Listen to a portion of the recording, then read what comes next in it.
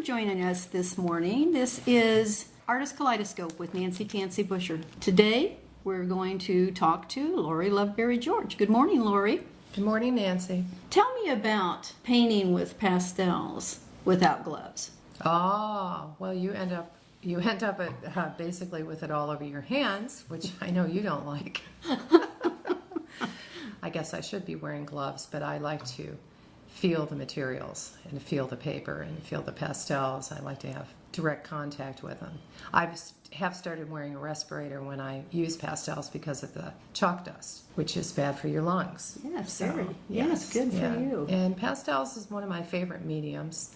I've used it since I was a teenager, charcoal and pastel, and I like the quality of mixing. I like the different textures you can get, layering them, mixing them with pastels. I noticed a few minutes ago that you were mixing paint. Tell us about that. Oh, yes. Well, I'm now a teaching artist with Sarasota County Schools and Artists in the Libraries program with Sarasota County Schools. The teaching artist with the Sarasota County Arts and Cultural Alliance, and taking art into the schools, integrating art with K through 12 classes. So right now I have classes I'm working with the Early Learning Coalition, and I'm working with preschoolers, with 4-year-olds. So we're working on the floor on big paintings, and I'm mixing tempera paint right now for some classes. Yeah. And I've done 2 so far. The kids love it. And we paint on the floor. We use big brushes. I put aprons on them, and we practice being an artist and artist tools and how to paint. And it's wonderful because they get to use a big 2-inch brush. Basically, we do big murals on the floor. So this will be my 3rd one, and the kids are really enjoying it, learning about color mixing and just being an artist themselves. I would love to see that. The little hands with the 2-inch brush. Oh my gosh. And the big aprons. Yes. Yeah, because when I was with the Montessori school, I taught kindergarten through 3rd grade. I love the little ones. They're so open to everything. They're so open, yes. And they were so engaged. Of course, I only had them for 45 minutes to an hour. Totally engaged in the painting. Yeah. Oh, how fun. So what do you get to do, or they get to do with their paintings? No, it's a collaborative painting. We have a theme. For example, the one I'm working on now, we're going to paint a big map. It's going to be on canvas for the 2 sessions. The first session is, of course, the painting of it. The second session is we'll be creating patterns with little boats. The teacher can then reuse this, roll it out on the floor. They can name a country, say if it's either side of the Atlantic or Pacific, and then they can make patterns with little boats for the trail of how to get there. Oh, how cute. And using patterns, short boats, long boats, and then they can name the country. So this is a reusable type of piece that they can reuse for other projects. Okay, this project that you're doing, is this on EdExplore? No. It's not on EdExplore. But I have been doing classes in the library. I have been doing this past summer and fall. I did 4 classes with the Artists in the Libraries programs with Sarasota County Libraries, and I did 2 classes with ages 8 to 18 and up. And we did an experimental class painting with wax resist on watercolor paper with watercolor, which is kind of a batik on paper is what I call it. The kids loved it. It was really open-ended. There was not just basic directions, how to use a brush, how to apply the materials, and they just let them go. They just went with it. Just went with it. And the other class was painting with homemade Egyptian brushes. So I did some research on how the Egyptians painted and what they used.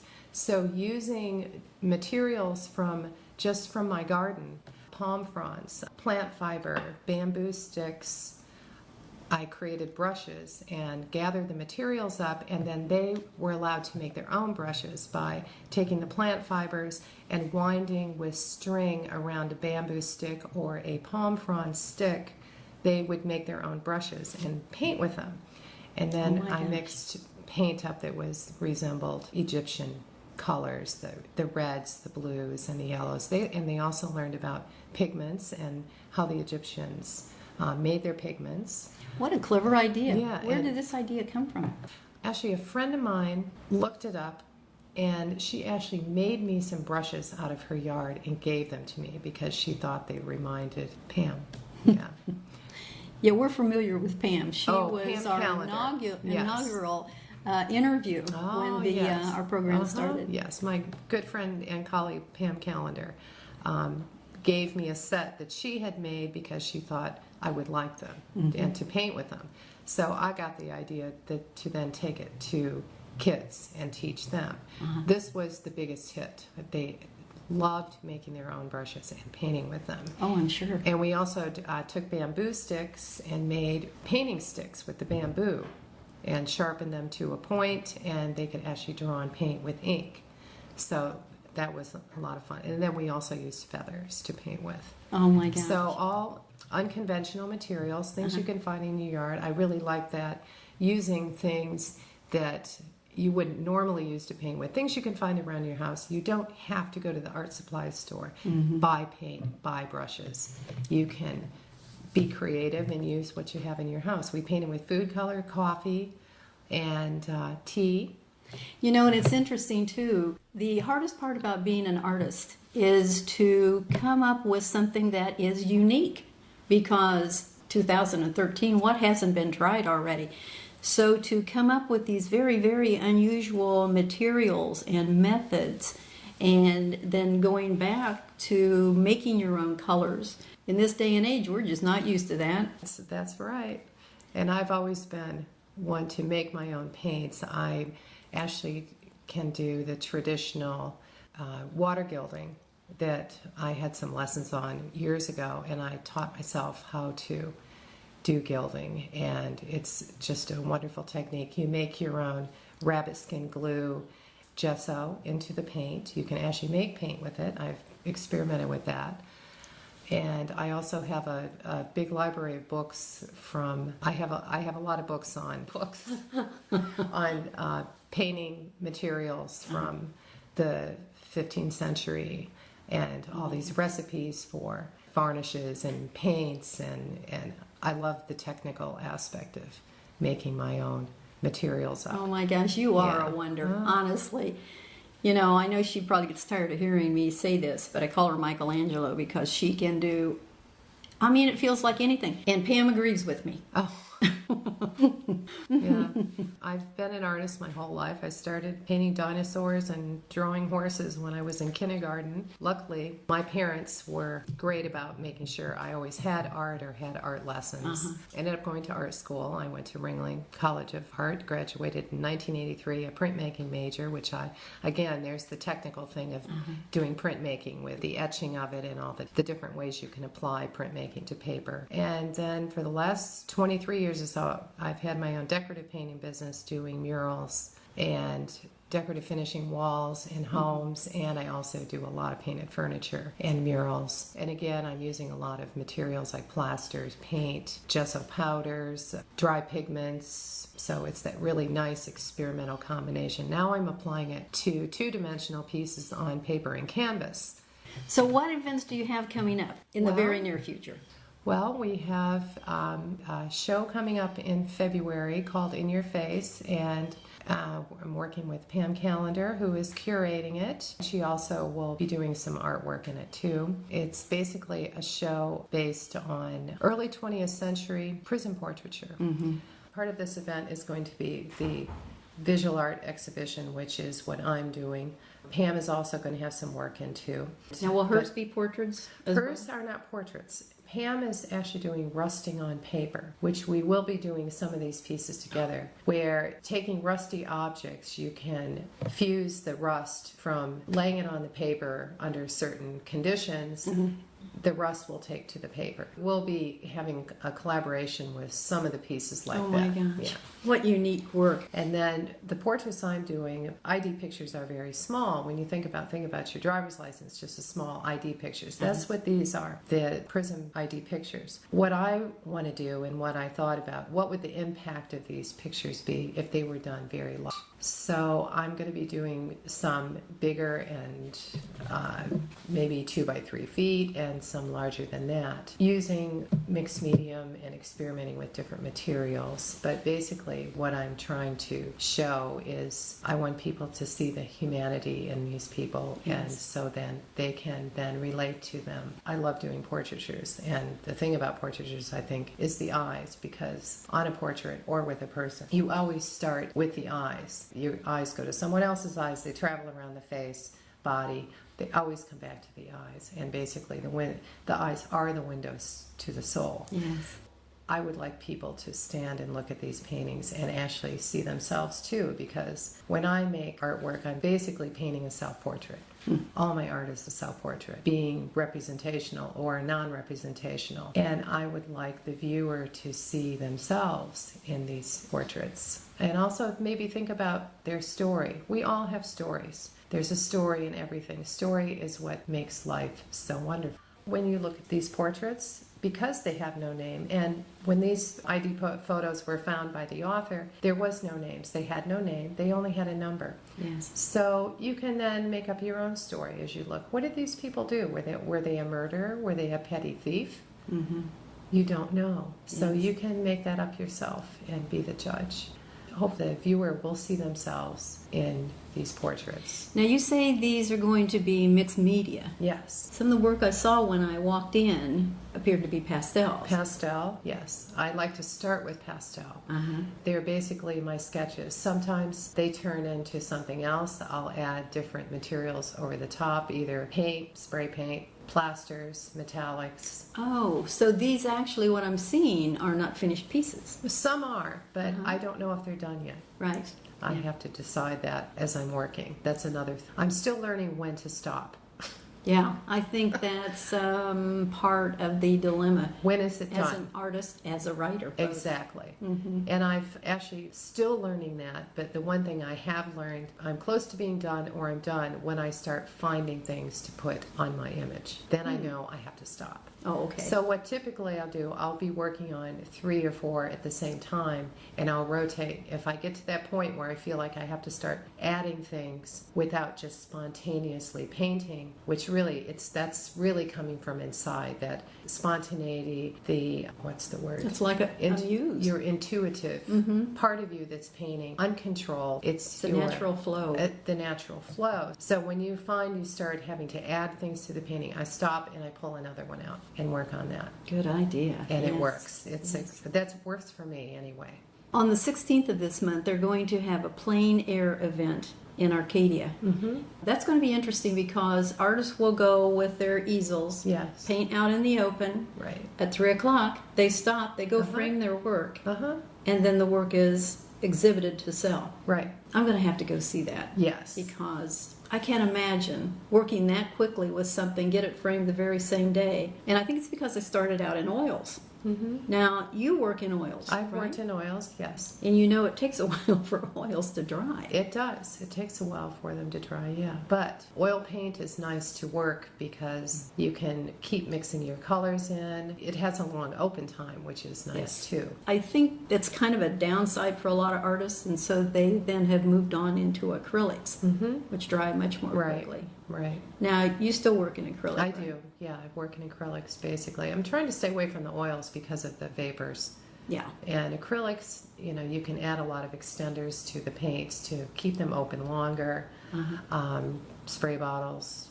So, yeah. When you do your graphic work, for instance, if you were painting stone walls in my living room, you would probably use what? Would you use an acrylic? I use all acrylics on the inside for it's decorative painting. Yes, I use all acrylics. All acrylic paints, acrylic plasters, metallic paints. Yes, it's all acrylic. And also too, you can add extenders to keep the open time longer, so you can get the effect that you want or the client wants. Every time I think about redecorating, I think about you. Between now and February, you're going to be pretty busy doing that. But I know you do other things as well. You've got the teaching. Yes. You're preparing for the big exhibit in Yes. February. Yes. And what else?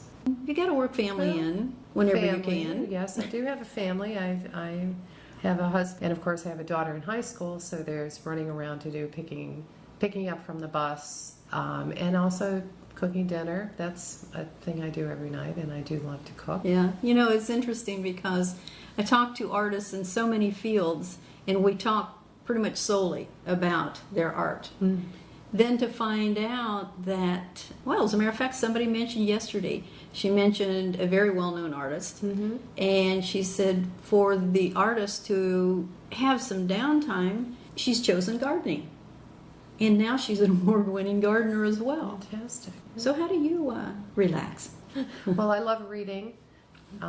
Reading is probably my biggest hobby that I like to do. I like to read actual technical manuals on how to do things, or historical work, nonfiction historical. I do like that. That's probably my favorite. So technical type of books. And I also love to cook. Actually, I find cooking is like doing my art making.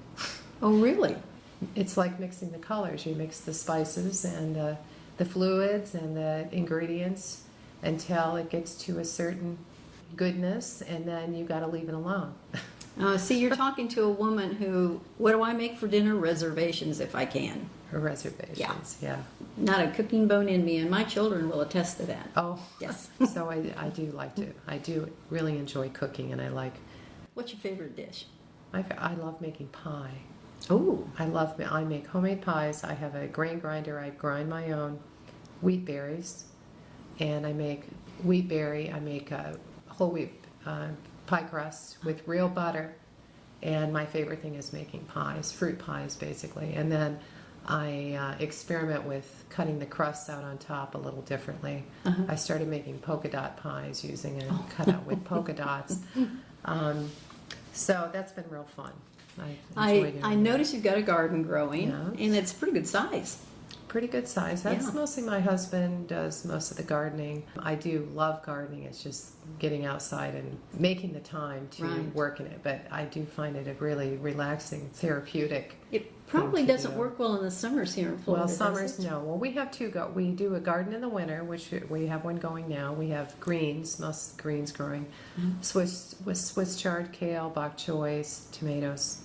And we also have banana trees and papaya trees and mango trees. So we have a bunch of papayas, bananas growing right now that will be our winter crop.